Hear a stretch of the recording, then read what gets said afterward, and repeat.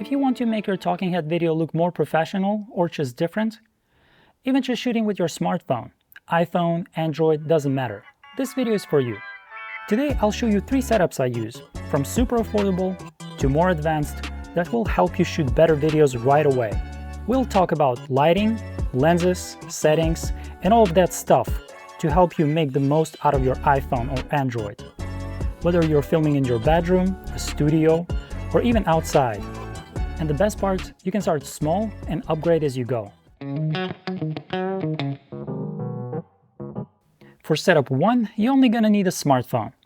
In my case, it's iPhone 16 Pro, as well as free app and a little bit of smart lighting. Download the Blackmagic camera app, it's free.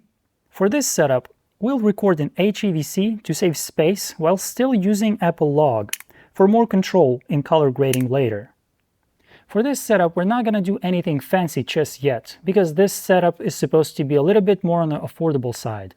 As for the settings, use 24 or 30 frames per second and keep your ISO as low as possible for a clean image. I would also suggest to lock your shutter at 180 degrees. You can research more about frame rates and why you would use one over another one, but this time let's just keep it simple. Lighting is everything. I would say it's the most important aspect of filming or taking photos for that matter. If you have one light source, use it as your key light, slightly off to the side and at about 45 degrees angle. Depending on the look you're trying to achieve, soften it with a diffuser or even a white bed sheet if you have to. And that's exactly what I'm doing in this example, to show you that it's not necessarily needs to be super fancy. And because we're using only one light source in this setup, I would suggest using something like a reflector to bounce back some light from the opposite side from the light. And if you're going for a more moody look, you can always use the black side of the reflector to accentuate those shadows even more. You'll instantly see more balance and depth in your shot. In this example, I also suggest use some practical lights in your scene, regular bulbs or RGB lamps to make your frame more intentional and set the mood as well. If you're on a really tight budget, skip the lights and use window light. Face the window and use a reflector or a foam board to fill the shadows. If it's too sunny outside, use something for diffusion, like bed sheets or something else for softer shadows. And if it's too dark outside, for example, your apartment building is facing more towards the shady side, then I would suggest to just shoot outside altogether. But still, I suggest you use the same principle. If it's too sunny, find a shade and shoot there. If you cannot find one, you can use the internal part of the reflector to soften the light of your subject. If you want a minimal setup for shooting outside, I would definitely suggest the first thing you'd buy would be a VND/CPL filter. This will definitely help you to control the exposure more, because most of the smartphones cannot close the aperture, so you have to control how much light you're letting in. And sometimes adjusting the ISO is just not enough. And for all setups in this video, I recommend using at least a lav mic. It's simple, affordable, and improves your audio dramatically compared to the built-in mic. This setup is perfect for beginners, clean, balanced, and easy to repeat. Once you're comfortable with first setup and you want to take things up a notch, setup 2 gives you better image quality and a bit more control. First, if your budget allows, add an external SSD. This lets you record ProRes video with Apple Log, which gives you much higher quality image to work with. Next, consider adding additional lenses to your main camera on the iPhone. In my case, it's Sandmark 2X telephoto lens. It gives your video a more compressed look, better separation, and you still use the main sensor with quad pixels, which basically means a higher quality image. And while most of these lenses are not really sharp in the corners, for our application, like talking head video, it doesn't matter because most of the time you're going to be in the center of the shot. See how 2x gives more separation? That's because it changes your perspective, not just your zoom, or digitally crop in your picture, like 2x on an iPhone. Use a VND and CPL filter for exposure control and also reflection control.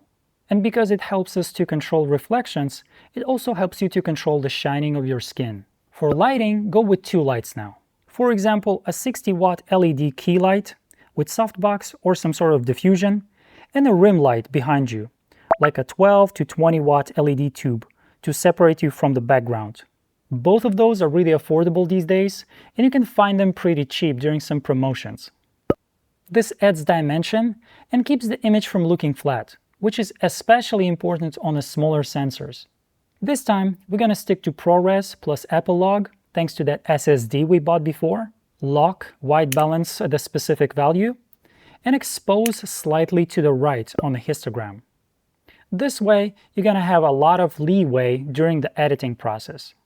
You will instantly notice sharper details, smoother tones, and more cinematic depth. Setup 3 is for when you want something different, or you just want to push your iPhone to the limit, without buying a full-blown camera just yet. We're using ProRes HQ plus Epilogue for maximum flexibility in post. This footage will be heavier, but you'll get top-tier quality. On the newer 17 Pro iPhone, you can even go as high as ProRes RAW, but I think ProRes HQ is already more than enough for majority of people using it, even for the professional application. And the size of those files is gonna get ridiculous really quick. But hey, if you wanna push the quality to the limit, go ahead and try it out. For this setup, we want our footage to look different.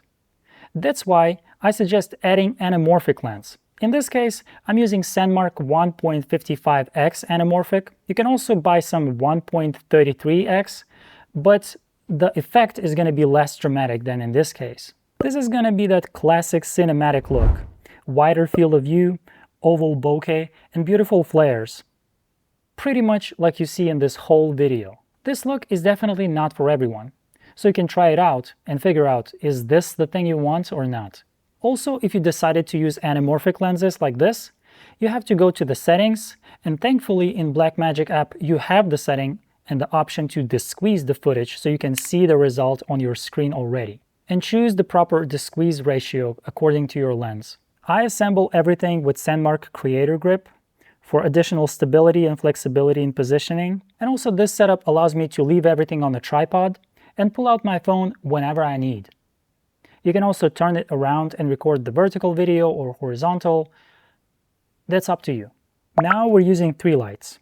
The main soft key light could be 60 watt, could be 100 watt or more, depends on your budget, and two rim lights to sculpt the face and separate from the background. This setup gives you full creative control and rivals some mirrorless cameras with the portability of an iPhone when you need it. Also, don't forget, good visuals deserve good audio. I also suggest investing into condenser or dynamic microphone according to your budget. All the stuff that I use gonna be linked down in the description. This is perfect for interviews, YouTube content, or creative projects where style matters, and where you want to differentiate yourself from different creators. Please keep in mind, these are just examples of the setups I use. You don't need exactly the same gear. I myself started shooting videos not a long time ago, and I'm still learning and experimenting. Think of this as a starting point. Start simple, learn the basics of lighting and composition, then upgrade as you grow. If this was helpful or interesting, give this video a thumbs up, and let me know in the comments which setup you would start with. And if you want more photography or filmmaking tips, please subscribe. I got more coming really soon. Thanks a lot for watching, and as always, keep shooting.